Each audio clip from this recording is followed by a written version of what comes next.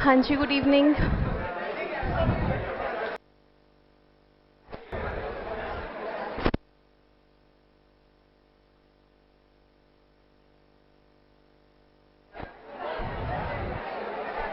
Page number 168। कोई voluntarily reading करना चाहेंगे? आप माइक दे दीजिएगा। यहाँ पे, यहाँ वहीं भाई पीछे, हाँ।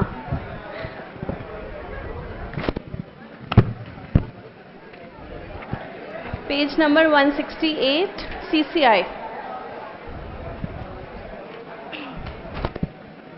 Competition Commission of India, CCI. Competition Commission was set up to create and sustain fair competition in the economy that will provide a level playing field to the producers and make the markets work for the welfare of the consumers. Competition may be either direct or indirect. First, direct competition. Products that perform the same function compete against each other. Example, fast food restaurants, McDonald's and Burger King, Coca-Cola and Pepsi, Pizza Hut and Domino's, etc. have competition with each other. Second, indirect competition. Products that are close substitutes for one another compete. Example, a fine dining restaurant has competition with other local restaurants, but it also competes with nearby supermarkets that offer ready-to-eat meals such as frozen parathas and eat and serve dishes. हाँ जी, तो एक बार यहाँ तक पहले समझते हैं और फिर से मैं आपको याद दिला दूं कि अगर आप समझने के साथ साथ लर्न भी कर सकें तो करते चले जाइएगा। सबसे पहले तो CCI का ऑब्जेक्टिव, CCI का एक ही ऑब्जेक्टिव है, which is to ensure fair competition in the market. और ऐसी कोई भी प्रैक्टिसेस जो कंपटीशन पर एडवर्स इफेक्ट डालेंगी, CCI उसे रोकेगा। जैसे एग्जाम्पल हम कर चुके हैं। कौन सा एग्जाम्पल? Prohibition of cartels. तो कार्टल का बनना इंडिया में अलाउड नहीं है। कौन मना कर रहा है? CCI मना कर रहा है, क्योंकि वो फेयर कंपटीशन के अगेंस्ट है। तो CCI का बेसिक ऑब्जेक्टिव क्या है? कौन सा कंपटीशन? Fair competition. तो क्योंकि कंपटीशन की बात आ रही है तो सबसे पहले कंपटीशन शब्द का मतलब दो पार्ट में इसे डिवाइड किया गया, direct competition and indirect competition. हम लोग जब भी कॉम्पिटिटर्स की बात करते हैं तो हमेशा हम बात करते हैं डायरेक्ट कंपटीशन की। जैसे आपके सामने कुछ एग्जांपल्स हैं, McDonald's and burger king, Coca Cola and Pepsi, pizza हट एंड डोमिनोज। डायरेक्ट कॉम्पिटिटर्स या फिर हम सिंपली कहें कॉम्पिटिटर्स। तो जब भी हम कहते हैं कॉम्पिटिटर्स, उसका मतलब क्या है? Direct competitor. लेकिन कभी कभी कंपटीशन इनडायरेक्ट, वहाँ तक भी हम सोच सकते हैं। जैसे एग्जांपल यहाँ पर दिया है रेस्टोरेंट का। किसी भी रेस्टोरेंट का कंपटीशन दूसरे रेस्टोरेंट के साथ होगा, लेकिन कह रहे हैं थोड़ा सा और आगे चले जाएं तो जो रेडी टू ईट डिशेस आती हैं उनके साथ भी रेस्टोरेंट का कंपटीशन होता है। तो कैसे होता है? अगर आपको डिनर करने के लिए जाना है, आपने 2, 3, 4 रेस्टोरेंट में से चूज़ किया, तो वो जो 3, 4 रेस्टोरेंट में से आपने एक रेस्टोरेंट चूज़ किया, वो है डायरेक्ट कंपटीशन। लेकिन अगर आपने ये डिसाइड किया कि डिनर करने जाना छोड़ ही देते हैं, इतनी दूर जाएंगे, फिर खाना आएगा, फिर वापस आएंगे, सुबह उठ के कॉलेज भी जाना है, उसके बाद क्लास में भी जाना है, बेकार है। ऐसा करते हैं रेडी टू ईट ही खा लेते हैं, घर पे पड़ा है। रेडी टू ईट खाया आप लोगों ने? मैगी रेडी टू ईट नहीं है, मैगी बनती है, रेडी टू ईट नहीं है वो। हाँ, वो अलग बात है, वो 2 मिनट में कभी नहीं बनती, सिर्फ लिखा होता है 2 मिनट में कभी नहीं बनती। हाँ, वैसे आप लोगों को मैगी बनानी आती होगी, है ना? हाँ, कोई एक मम्मा घर पे नहीं है, खाना बनाना है, खाना कौन बनाएगा? मैगी बनाओ और खा लो। इसके अलावा कोई रेडी टू ईट खाया आपने? क्या खाया आपने? थेपला। हाँ, thepla is ready to eat. कड़ी चावल आपने खाए हैं। हल्दीराम का रेडी टू ईट आता है, उसमें क्या करना है आपको? गरम करना है बस।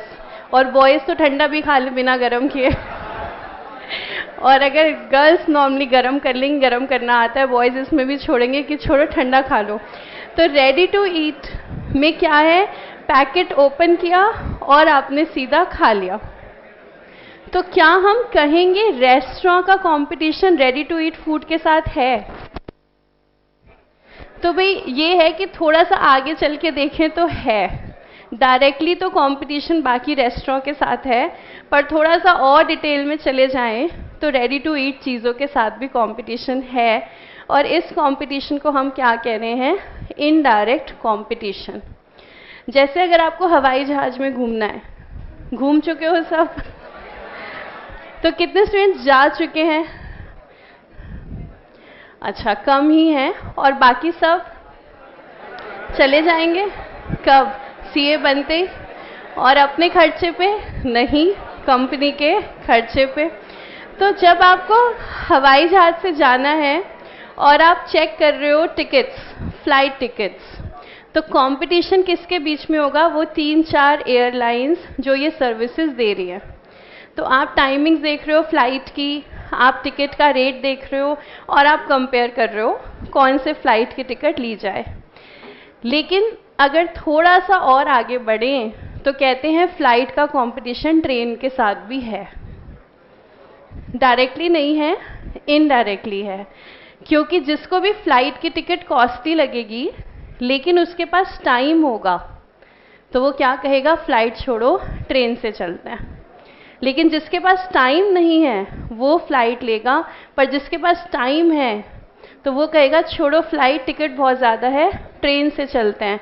तो इनडायरेक्ट कंपटीशन उसके साथ भी है। अच्छा, कंपटीशन की बारी बारी हम बात कर रहे हैं। कंपटीशन का कोई रोल है, कोई फ़ायदा है? भाई अगर मार्केट में कॉम्पिटिटर्स हैं तो क्या इसमें कोई फ़ायदा है? है। किसके लिए? हाँ, ये बात आपको बहुत जल्दी समझ में आई है ना, कि कंपटीशन का फ़ायदा है। किसके लिए है? कंज्यूमर्स के लिए है। कैसे फ़ायदा है? क्वालिटी प्रोडक्ट्स जो हैं हमें मिलते हैं, क्योंकि सेलर के माइंड में हमेशा ये बात रहती है कि अगर हम अच्छे से सर्विसेज नहीं देंगे तो कंज्यूमर दूसरे सेलर के पास जा सकता है। साथ ही साथ होना तो यही चाहिए था कि हम क्वालिटी प्रोडक्ट्स दें और लोगों को अपनी तरफ खींचें। लेकिन आजकल क्या होता है? आपने एक नाम सुना होगा, कट थ्रोट कंपटीशन। अपने नाम से ही है ये, इसका जो नेचर है उसी से इसका नाम है कट थ्रोट कंपटीशन। कॉम्पिटिटर का गला काटना हो तो काट दो, घबराओ नहीं, साम दाम दंड भेद सब लगाओ, कॉम्पिटिटर का गला काटो और अपने बिजनेस में आगे बढ़ जाओ। आगे जाके सीए इंटर में एक सब्जेक्ट आएगा, स्ट्रैटेजिक मैनेजमेंट।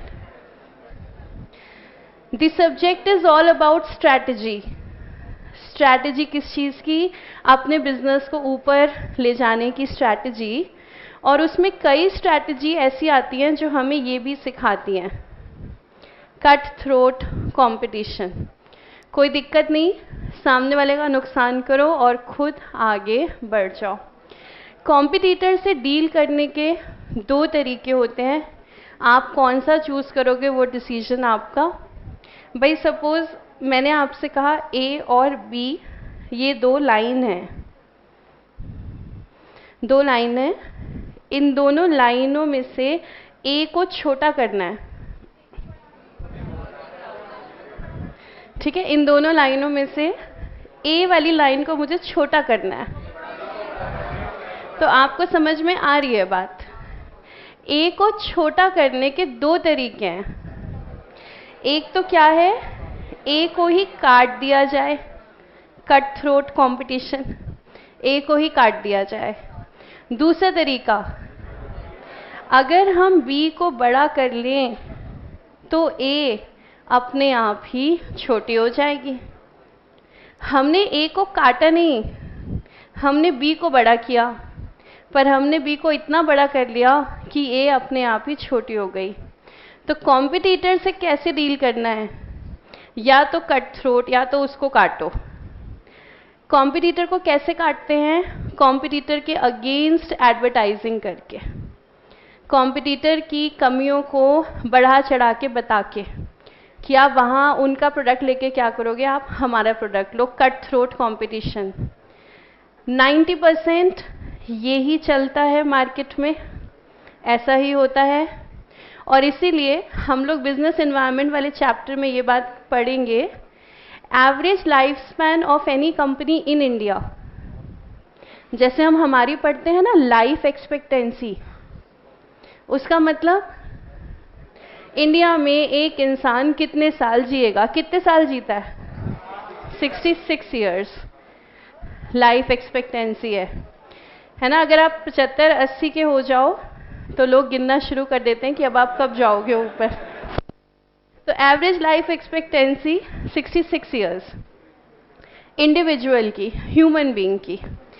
ऐसे ही देखते हैं life of a company in India. India में एक कंपनी की एवरेज लाइफ क्या है? इंडिया में कंपनी की एवरेज लाइफ स्पैन है 50 ईयर्स बस। नॉर्मली कंपनीज 50 ईयर्स का लाइफ स्पैन लेकर आती हैं, आई और चली गई 50 साल में, बस इतनी ही इनकी लाइफ है।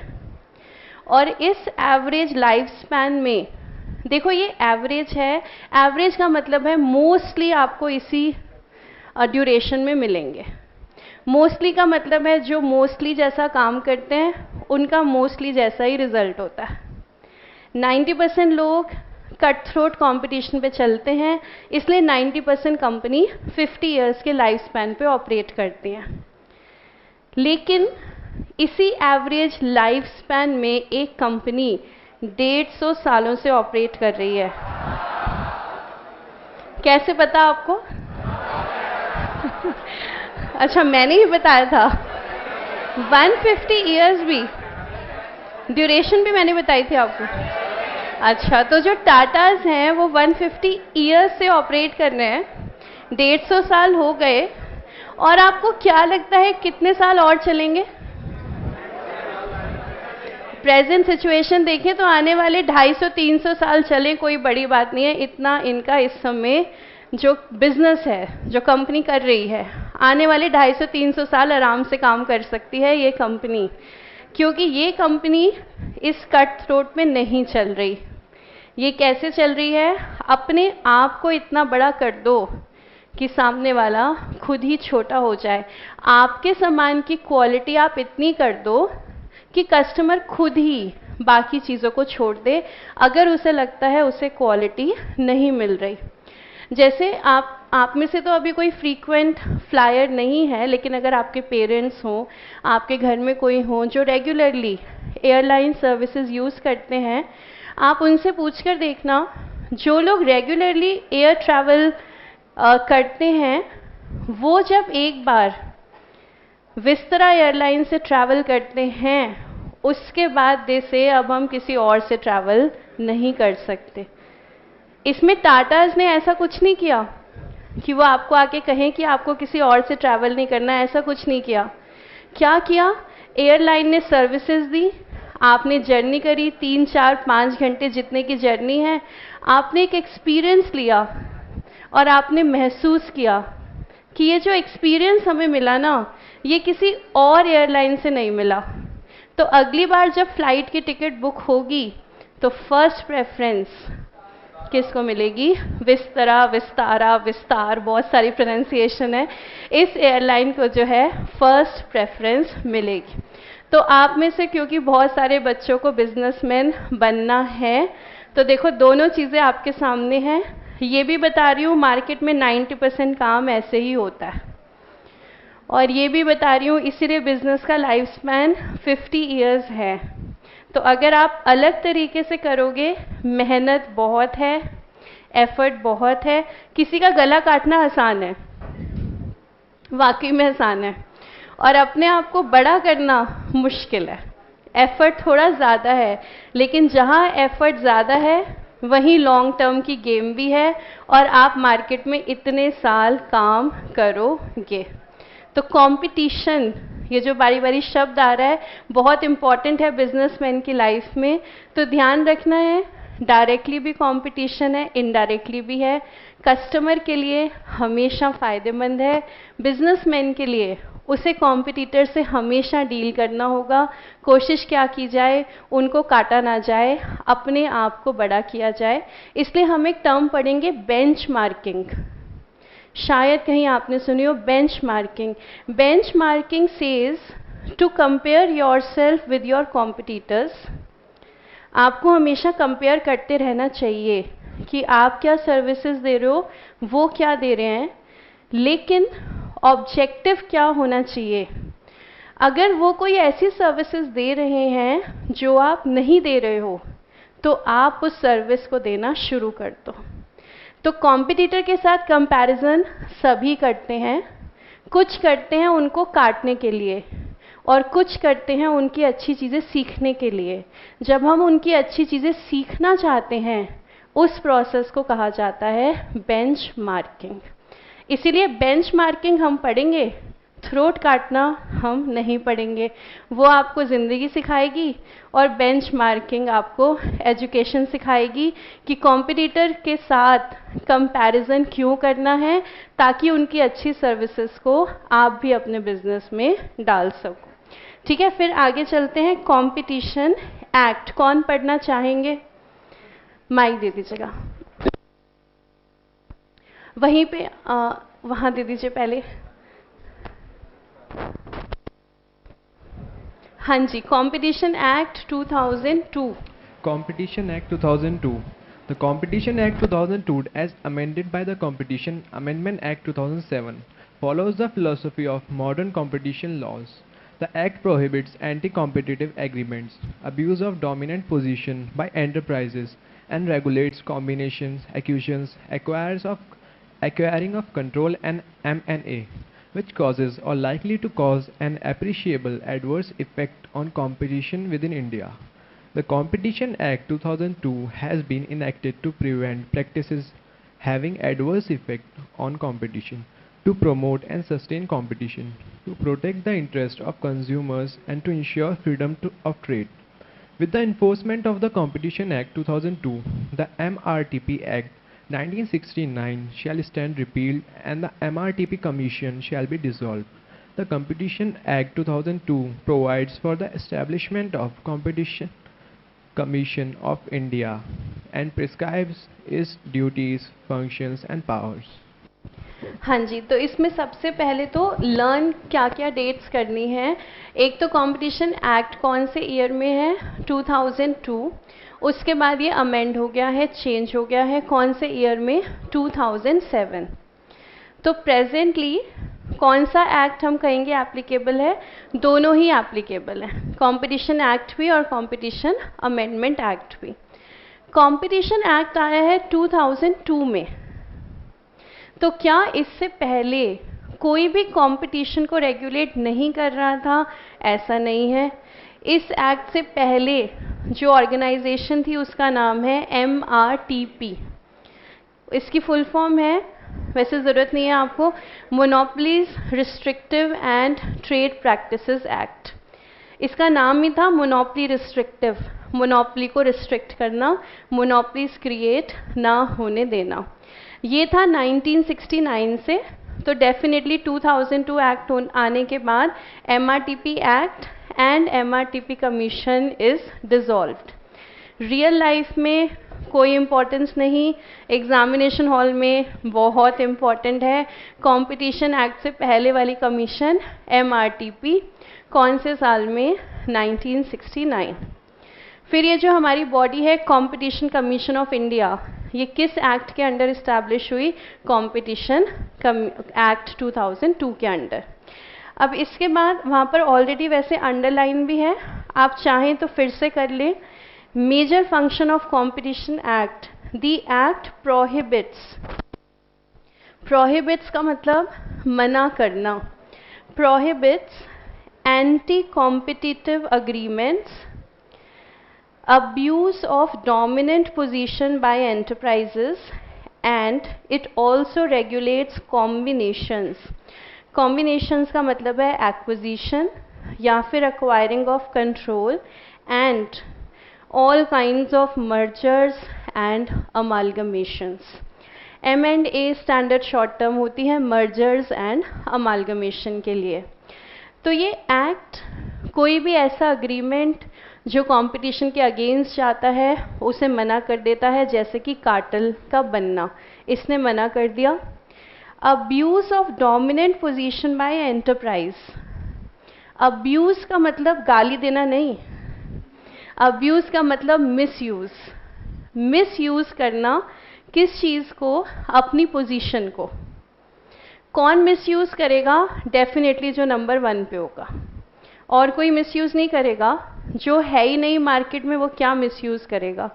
जो सबसे टॉप पोजीशन मार्केट में होल्ड करता है वो अब्यूज़ करेगा अपनी डोमिनेंट पोजीशन। जैसे प्रेजेंटली सीसीआई के पास गूगल के अगेंस्ट एक केस ऑलरेडी चल रहा है, ठीक है। किस रिगार्डिंग ये केस है? आपको कोई और सर्च इंजन पता है गूगल के अलावा? हाँ, तो Google is a search engine. Google के अलावा याहू, अच्छा, तो Yahoo is another search engine, और फायरफॉक्स, सफारी, ओके। तो ये जो बाकी सारे एग्जाम्पल्स जो आप दे रहे हो, अगर मैं पूछूं मेजॉरिटी को कौन सा पता है? गूगल सबको पता है। हालांकि सर्च इंजन और भी हैं, लेकिन जब भी सर्च इंजन की बात होती है सबसे पहले माइंड में क्या आएगा? गूगल। अब गूगल ने क्या किया है, ये चीज़ें कंज्यूमर्स को पता नहीं चलती, ये तो जो प्रोवाइड कर रहे हैं सर्विसेज उनको पता होती हैं, तो शायद हम इतना अवेयर नहीं है इस बात के लिए। गूगल ने कई एप्लीकेशंस के लिए, कई ऐप्स के साथ ऐसा कर रखा है कि अगर आपके पास गूगल नहीं है तो वो एप्लीकेशंस जो हैं डाउनलोड नहीं होंगी आपके मोबाइल पे। तो जो बाकी प्रोवाइडर्स हैं उनका ये कहना है कि ये जो काम गूगल ने किया कि अगर आप गूगल यूज़ नहीं करते तो वो आपको एप्लीकेशन डाउनलोड ही नहीं करने देगा। तो ये क्या है? Abuse of dominant position.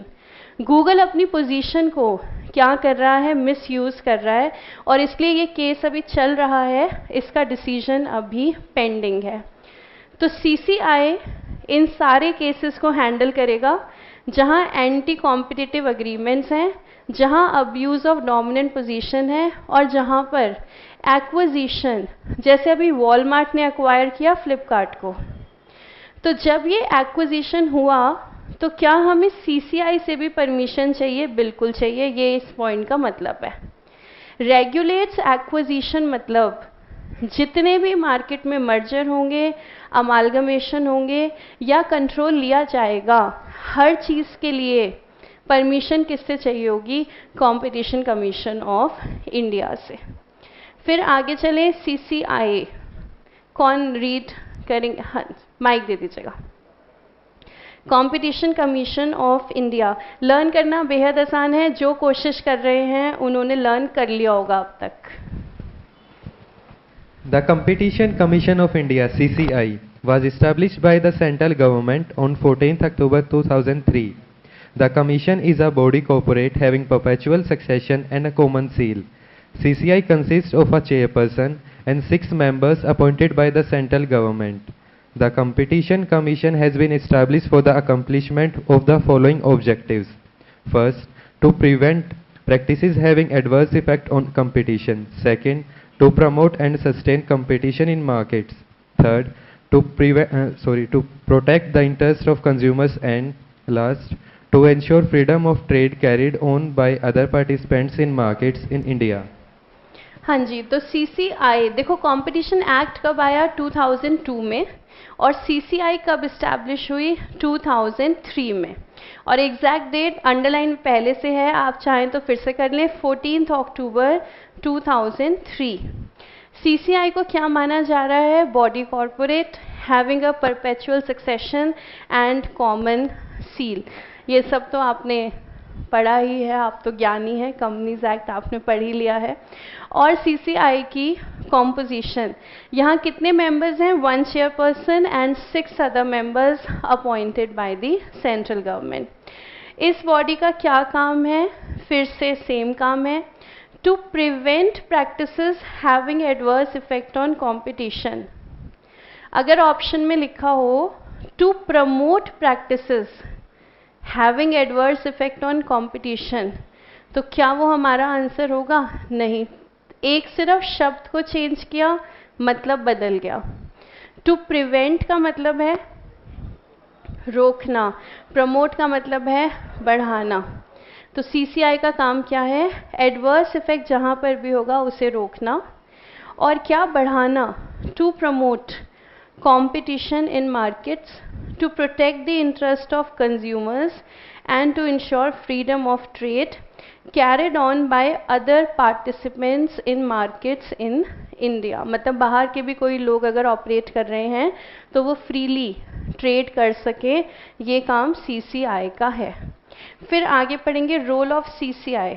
ये हम अपने आप पढ़ सकते हैं, आप एक बार रीडिंग ले लीजिए, सेम चीज़ है जो हमने डिस्कस किया वही रिपीट है, तो पढ़ लीजिए, कोई डाउट हो तो पूछ लीजिए और कोशिश कीजिए लर्न करने की कि ये सारा लर्न कर लें आप CCI।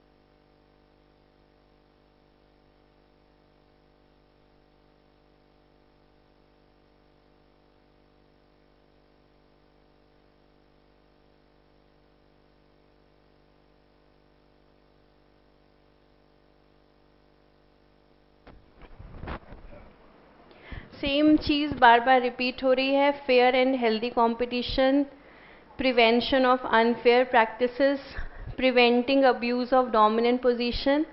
तो जितना हमने पढ़ा है वही सारा का सारा रोल है कंपटीशन कमीशन ऑफ इंडिया का। एक जगह लिखा हुआ है इंटरैक्शंस विद सेक्टोरल रेगुलेटर्स, इसका मतलब है बाकी किसी रेगुलेटर से अगर इंटरैक्शन करना चाहें तो पॉसिबल है, कर सकते हैं। जैसे अगर किसी सिलसिले में सेबी से बातचीत करना चाहें, कर सकते हैं। इस पॉइंट का मतलब सिर्फ ये है कि सारे रेगुलेटर्स मिलकर काम करते हैं। अगर एक दूसरे से कोई मदद लेना चाहे तो CCI किसी से भी मदद ले सकता है। ठीक है, अब बताइए किसी को लर्न हुआ? कोई सुनाना चाहेंगे या 5 मिनट आप और लेना चाहेंगे लर्न करने के लिए? तो ठीक है, 5 मिनट और ले लीजिए, लर्न कर लीजिए, और अगर कोई स्टूडेंट लर्न कर ले तो स्टेज पर आकर सुना सकते हैं।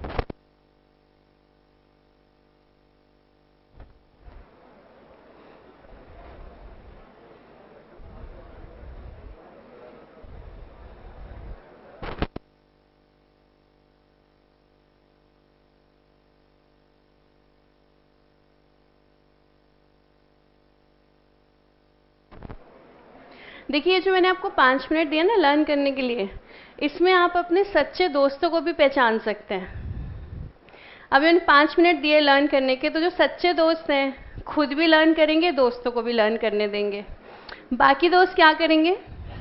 अगर आप लर्न कर रहे हो तो आपका दोस्त कहेगा लर्न तो ऐसे कर रहा है जैसे यही जाएगा स्टेज पर, ना तो खुद लर्न करेंगे ना आपको लर्न करने देंगे। तो ये जो 5 मिनट है ना, ये बड़े क्रूशियल है। अपने सच्चे दोस्तों को पहचानो और जो सच्चे दोस्त हैं उनके साथ रहो, और जो सच्चे दोस्त नहीं हैं, आज की क्लास आखिरी क्लास, कल से उनसे बात हमें बिल्कुल नहीं करनी। तो अब आप भी देख लें, आप अपने दोस्त के सच्चे दोस्त हैं या झूठे वाले दोस्त हैं।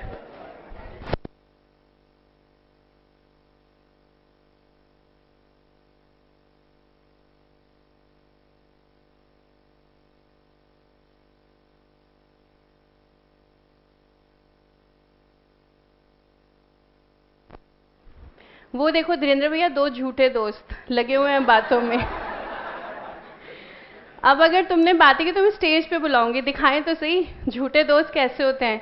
ये समय पढ़ने के लिए मिला है, बातें करने के लिए नहीं मिला है।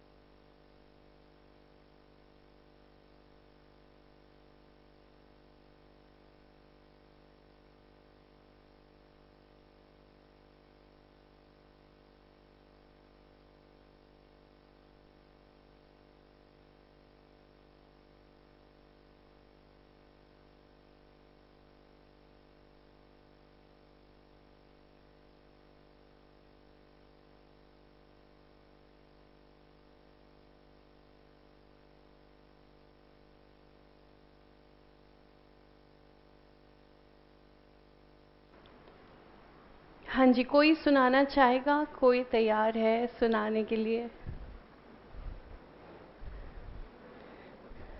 कोई नहीं सुनाना चाहेगा? चलो मैं वॉलंटरली तो किसी से सुन ही सकती हूँ कि जितना याद है वो ही सुना दो। तो कोई खुद स्टेज पे आना चाहेगा या मैं किसी को बुला लूँ? आप आना चाहोगे? आ जाओ। एक बार जोरदार क्लैपिंग कर दीजिए इनके लिए। इन्होंने आप सबको बचाया है।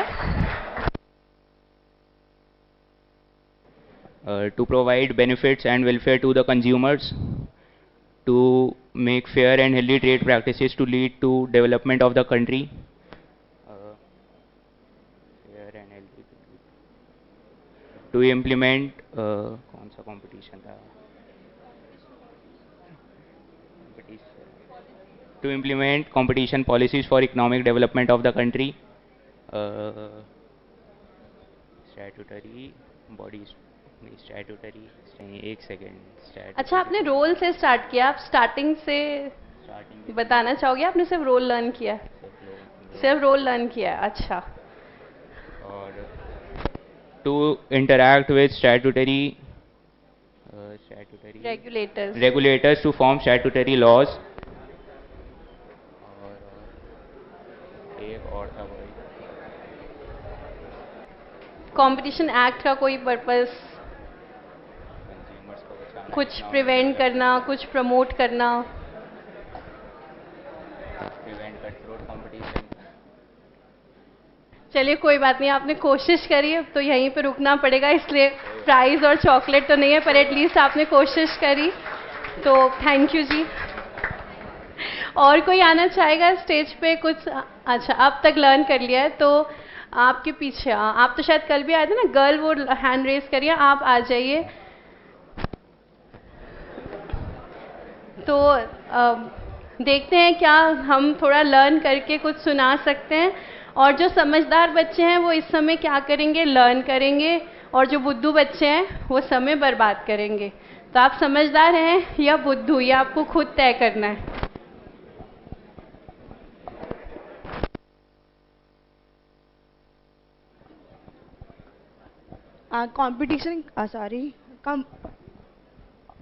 कंपटीशन कमीशन एक्ट आया था 2002 में। वो आया था कंपटीशन रेगुलेट करने के लिए। 2 तरह के कंपटीशन है मार्केट में, डायरेक्ट और इनडायरेक्ट। डायरेक्ट में क्या है कि हमारा जो है हम आपस में डायरेक्टली रिलेटेड, जैसे कि 2 कंपनीज होगी, दोनों पिज़्ज़ा बना रहे, डोमिनोज और पिज़्ज़ा हट होगी, या फिर कोक और पेप्सी होगी। इनडायरेक्ट में पेप्सी होगी। इनडायरेक्ट में क्या है कि वो इनडायरेक्टली रिलेटेड, उनका आपस में कोई डायरेक्ट रिलेशन नहीं है, वो दूर से रिलेटेड है। जैसे कि 2 कंपनीज होगी, एक ready to serve meals, ready to eat हो गया, और एक दूसरा हो गया कि जो नॉर्मली जो कर रही है रेस्टोरेंट्स वगैरह टाइप्स में हो गया। फिर हमारा जो एक्ट आया था वो 2002 में आया था, उसकी अमेंडमेंट 2007 में हुई थी। हमारा कमीशन भी तभी बना था, और उससे पहले हमारा एक्ट चल रहा था MRTP एक्ट 1969, और 2002 के कमीशन आने के बाद से वो वाला एक्ट हमारा ख़त्म हो गया था। उसके बाद हमारा जो CCI है उसमें एक मेन मेंबर था और 6 उसके वैसे मेंबर्स थे, और वो 14 अक्टूबर 2003 में आया था। और उसके फंक्शंस थे कि पहला था कि वो रेगुलेट कर रहा था कि कंपटीशन मार्केट में होता रहे। दूसरा था कि वो और बाकी सारी जो हमारे सेबी वगैरह उनसे बात करके वो नॉर्मली हर एक जगह पे कंपटीशन देखता रहे, उनसे एक प्रॉपर जो है लो फ्लो में चलता रहे। नेक्स्ट ताकि सारे कॉम्पिटिटर्स आपस में प्रॉपरली कॉम्पीट कर पाए, ना कि अनफेयरली कॉम्पीट करे। और फिर था कि जो एक मिनट,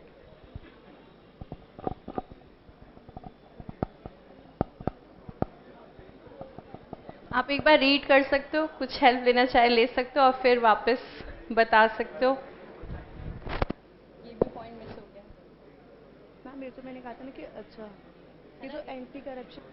अच्छा देखिए, अब एक डाउट ये आ रहा है, जैसे इनको डाउट आया कि क्या हमें वर्ड टू वर्ड याद रखना है या हम अपने शब्दों में याद रख सकते हैं। आप अपने शब्दों में याद तो रख सकते हैं, लेकिन पेपर हमारा ऑब्जेक्टिव है, ऑप्शन हमारे सामने आएंगे तो एटलीस्ट हमें वो शब्द तो पता हो।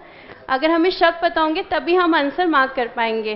तो समझना तो अपने शब्दों में है, लेकिन कुछ शब्द वो याद भी रखने हैं जो ऑप्शन में आए तो हम उसे अटेम्प्ट कर पाएँ।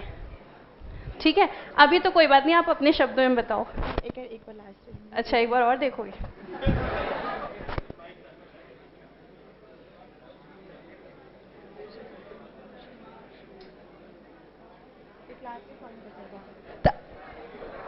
इंटरैक्शन हो सके बाकी सारे सोसाइटीज में, और हर एक कंपटीटर्स को इन्फॉर्म कर सके कि कंपटीशन कैसे करना है। बस इतना सारा पढ़ के तुमने एक ही पॉइंट बोला है। अच्छा, कंपटीशन एक्ट के ऑब्जेक्टिव रह गए मैम। ऑब्जेक्टिव फेयर कंपटीशन रखना है मार्केट में, और कोई वैसे फ्रॉडेंटली काम नहीं करेगा। कोई मर्जर वगैरह तो उससे परमिशन लेने के बाद ही मर्जर हो पाएगा बाकी सारी फॉर्म्स का। वैसे बिना उसके वो मर्ज नहीं कर सकती, मर्ज नहीं कर सकती, और कोई भी फॉर्म कंपटीशन को अवॉइड नहीं कर सकती है। हाँ, अपने शब्दों में तो बिल्कुल ठीक है। अब एक बार हम सब मिलके एक्ट के शब्द भी याद कर लें। कंपटीशन एक्ट के 3 ऑब्जेक्टिव, तो क्या कहेंगे? To prohibit anti competitive agreements, दूसरा to prevent abuse of dominant position by enterprise, and last to regulate combination. इसका मतलब acquisition, acquiring of control and mergers and amalgamations. अपने शब्दों में इन्होंने बहुत अच्छा सुनाया, जोरदार क्लैपिंग इनके लिए, और एक चॉकलेट आपके लिए, जो भी आप लेना चाहें। ओके जी, तो क्या और भी कोई सुनाना चाहेगा? आपने तो कल भी सुनाया था ना, मैं दोबारा अभी चांस नहीं दे पाऊंगी आपको। और कोई सुनाना चाहेगा? आप सुनाना चाहोगे? आ जाओ। अब तक वैसे पूरी क्लास को लर्न हो जाना चाहिए, थोड़ा सा भी अगर आप एफर्ट डाल रहे हैं अब तक सबको लर्न हो जाना चाहिए कंपटीशन कमीशन ऑफ इंडिया।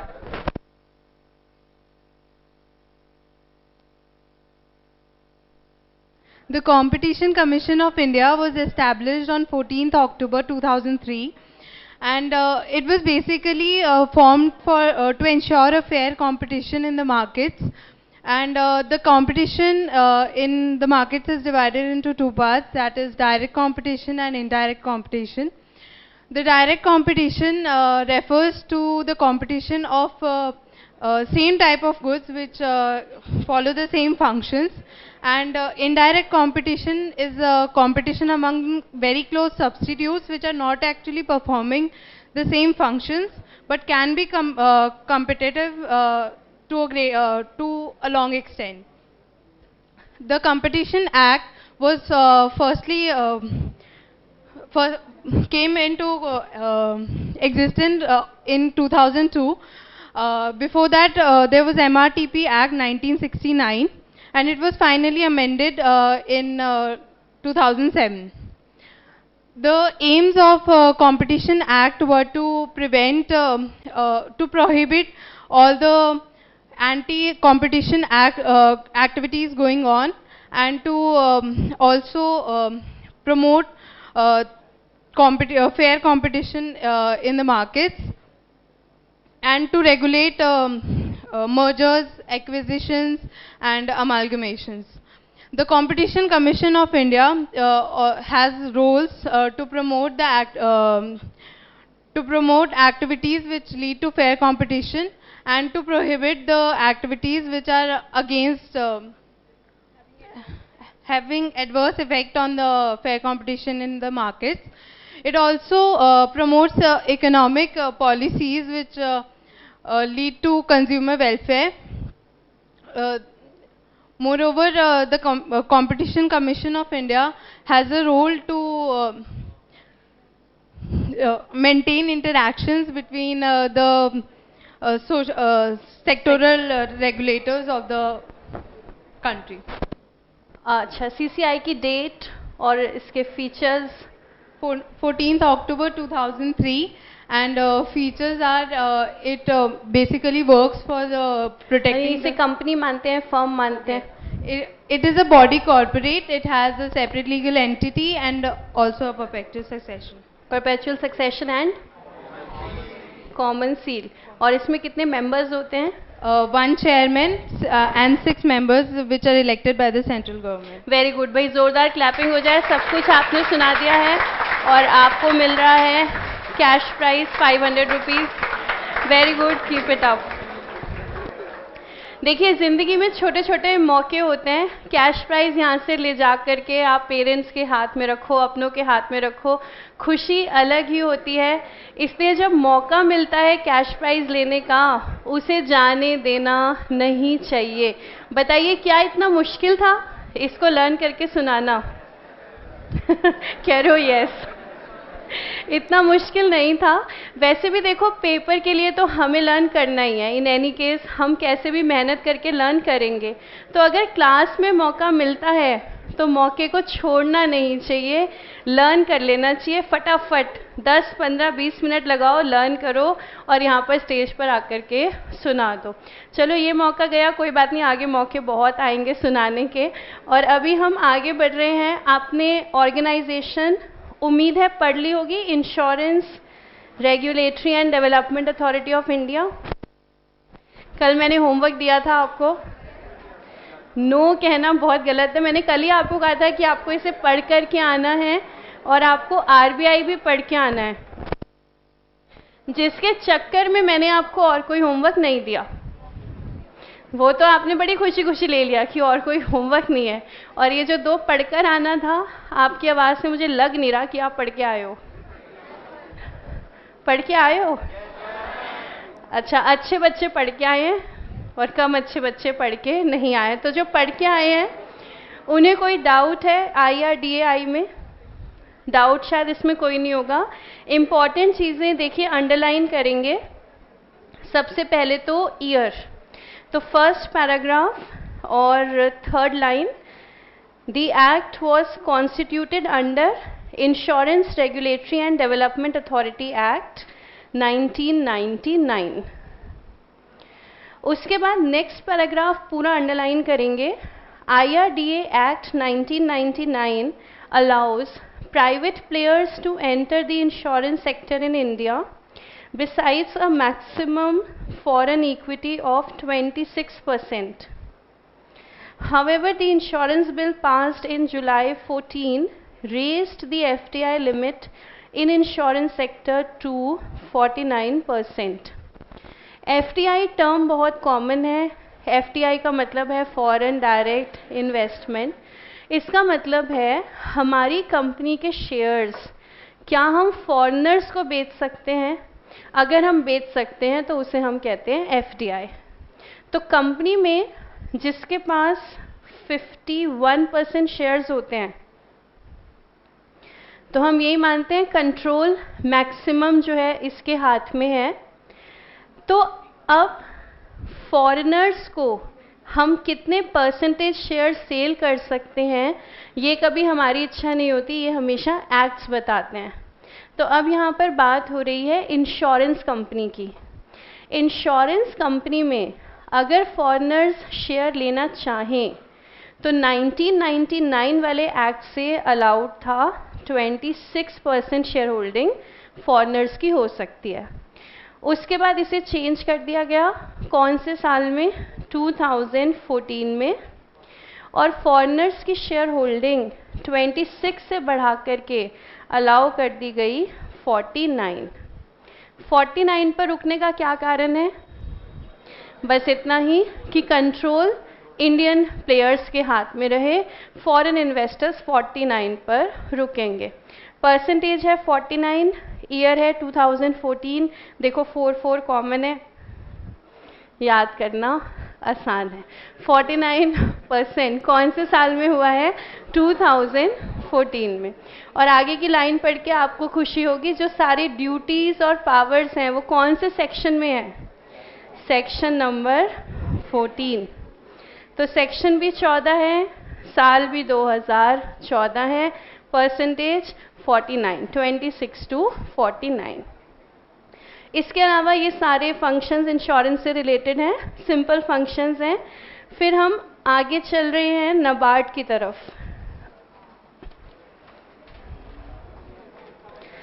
अच्छा, आरबीआई में उम्मीद है आपको कोई डाउट नहीं आया होगा, है ना? आरबीआई तो सिंपल रहा। फिर चलते हैं नाबार्ड।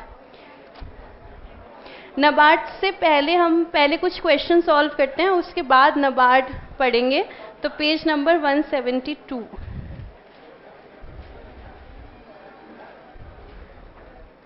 और क्वेश्चन सॉल्व करेंगे 1 to 15। Page 172, question 1 to question 15।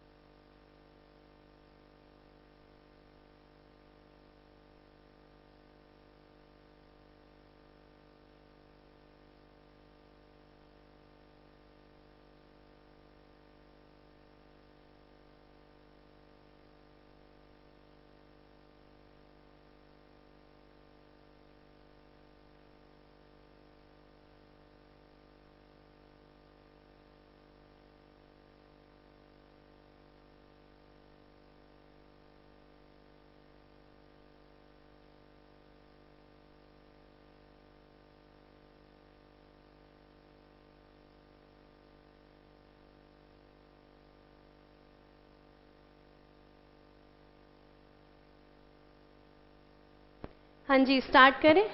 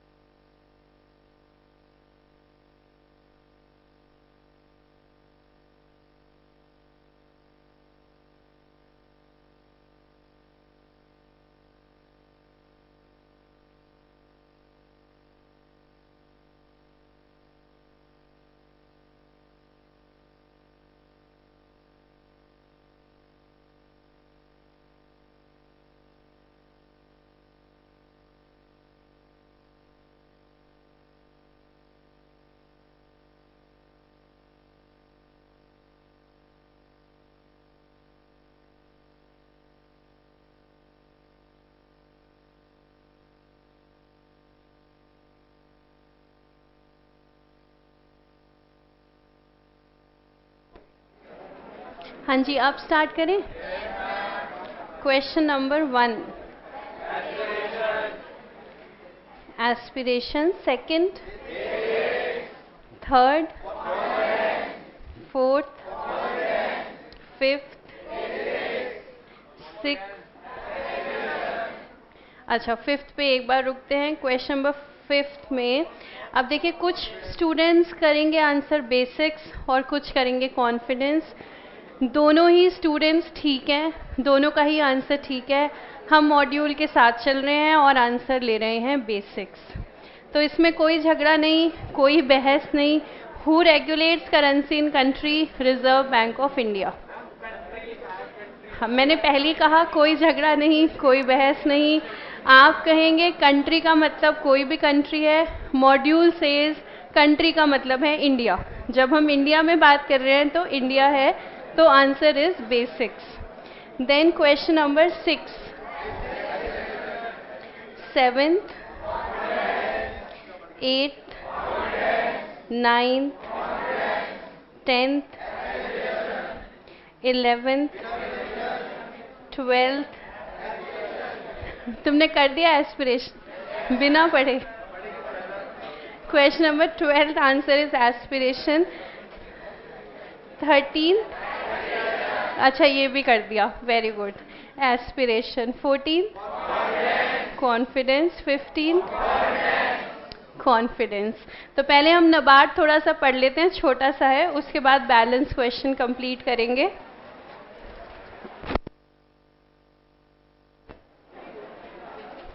Page number 171. National bank for agriculture and rural development is an apex development bank in India, headquartered at Mumbai with branches all over India. The bank has been entrusted with matters concerning policy planning and operations in the field of credit for agriculture and other activities in rural areas. बहुत ही simple organisation है क्योंकि इसका एक ही काम है. इसका क्या काम है? लोन देना, फंड्स देना. कौन से सेक्टर के लिए? दो ही सेक्टर हैं, agriculture sector and rural sector. Role of NABARD. NABARD is the most important institution in the country which looks after the development of, underline करेंगे, cottage industry, small industry, village industry and other rural industries. चारों ही type की industries को क्या देने हैं? Funds देना NABARD का काम है. उसके बाद ये जो 4 पॉइंट्स आ रहे हैं ये तो सेम है, ये आप लोग घर पे पढ़ लेना बाद में. हम आएंगे सेकंड लास्ट पैराग्राफ पे. NABARD is also known for its SHG, self help group bank linkage programme, which encourages India's banks to lend to self-help groups. Largely because self-help groups are composed mainly of poor women, this has evolved into an important Indian tool for microfinance.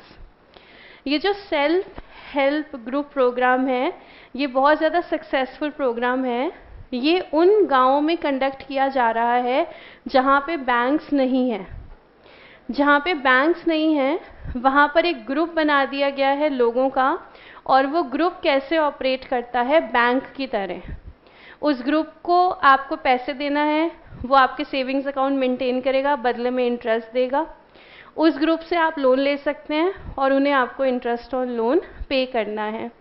लेकिन मतलब इसमें system क्या है? Consumer है जो पैसा रख रहा है, वो रख रहा है सेल्फ हेल्प ग्रुप के पास, और सेल्फ हेल्प ग्रुप इसे आगे दे रहा है बैंक में.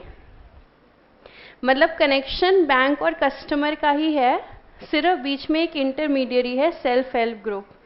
कोई भी सेल्फ हेल्प ग्रुप ऐसा नहीं होगा जिसका बैंक से कनेक्शन नहीं है. Bank, self help group and customer. और इसमें सबसे ज़्यादा काम किया है ICICI बैंक ने.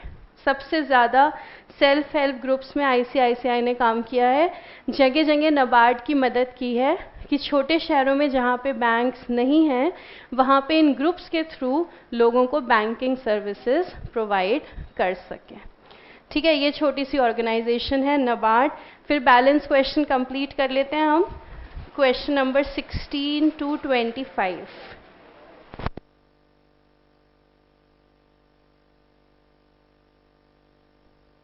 क्वेश्चन के आंसर्स देते हुए आपकी आवाज़ बहुत बुलंद थी, क्या इसका मतलब ये है आपको सारा लर्न है, या आपने पन्ने पलट के देखा है?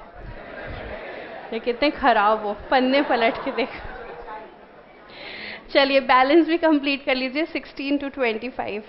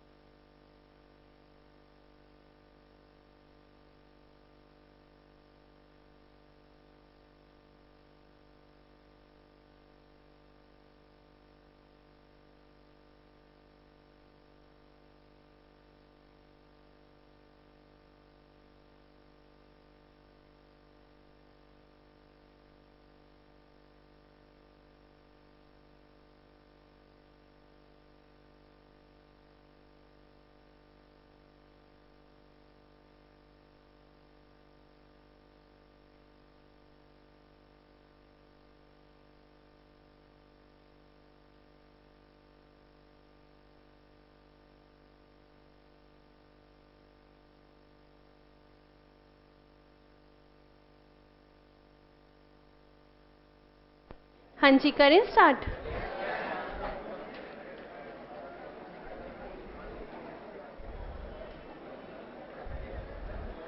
Question number 16, confidence 17, determination 18, confidence 19, 20th confidence. तो 20th का आंसर ध्यान रहे कॉन्फिडेंस होगा। आरबीआई को दोनों एक्ट को ध्यान में रखना है। आरबीआई एक्ट तो ध्यान रखना ही है, बैंकिंग रेगुलेशन एक्ट को भी फॉलो करना है। Then 21st confidence, 22nd aspiration. गलती समझ में आ गई क्योंकि टू प्रमोट लिखा है, होना चाहिए to prevent. Question 23rd basics, 24th aspiration, 25th determination. ठीक है, अब हम हमारा जो पुराना पेंडिंग होमवर्क चल रहा है डिमांड एंड सप्लाई का, पहले वो डिस्कस करेंगे, है ना। काफ़ी समय हो गया उस होमवर्क को, और आप मेरी मदद करेंगे कि हमने कहाँ तक क्वेश्चन डिस्कस कर लिए थे।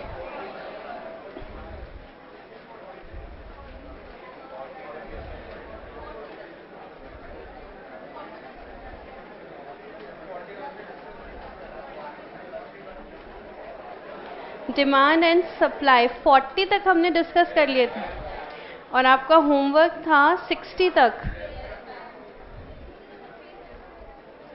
तो स्टार्ट करते हैं पेज नंबर 51, क्वेश्चन नंबर 41।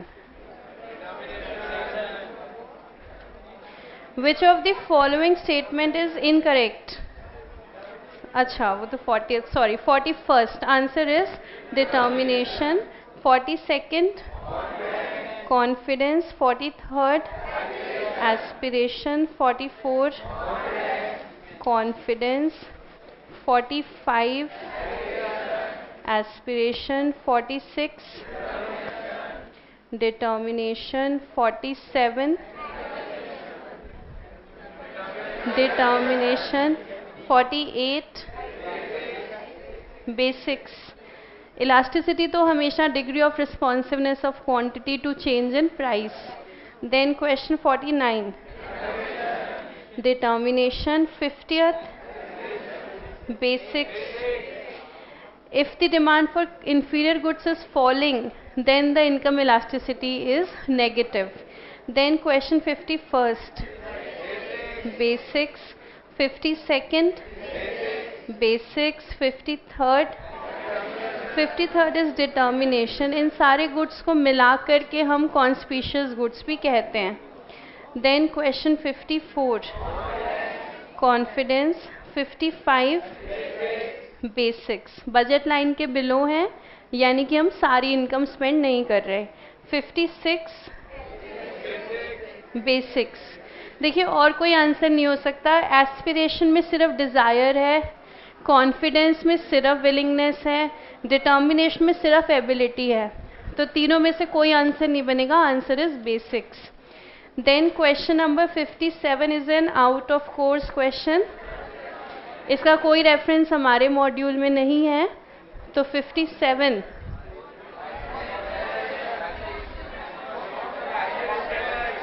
तो तुक्का ही लगाना है इसमें। Correct answer is confidence. और ऐसा होता है कि आउट ऑफ कोर्स क्वेश्चंस का तुक्का आप लोग लगा लेते हैं, है ना। इन द कोर्स तो सॉल्व होते नहीं, आउट ऑफ कोर्स आपसे सारे हो जाते हैं। Question number 58, confidence. Question 59, basics. Question number 60th, basics. Durable and non durable, तो जो पेरिशेबल आइटम्स हैं वो नॉन ड्यूरेबल, बाकी सब ड्यूरेबल। हाँ जी। 41, in the case of a given good demand curve will be. Given good हम फिर से एक बार याद कर लें। गिवन गुड्स का केस वो वाला केस है जहाँ पे गिवन गुड्स का प्राइस बढ़ता है फिर भी वो बाकियों के कंपैरिजन में सस्ता रहता है। तो गिवन गुड्स के केस में क्या होता है, प्राइस के बढ़ने पे भी डिमांड बढ़ती है, और जहाँ पे प्राइस के बढ़ने पे डिमांड बढ़ेगी ग्राफ कैसा चलेगा, ग्राफ ऊपर चलेगा। नॉर्मल डिमांड नीचे चलती है क्योंकि प्राइस के बढ़ने पे डिमांड घटेगी। अगर प्राइस के बढ़ने पे डिमांड भी बढ़ेगी, ग्राफ ऊपर चलेगा, upward sloping to the right. ठीक है। और आज थोड़े से क्वेश्चन और करेंगे इसमें से 61 to 70। अभी नहीं करने हैं, होमवर्क है। क्वेश्चन नंबर 61 to 70 ये आज का होमवर्क है, और थोड़े से क्वेश्चन आज मार्केट में से भी करेंगे। मार्केट्स में भी शायद हमने 40 तक किए हुए हैं।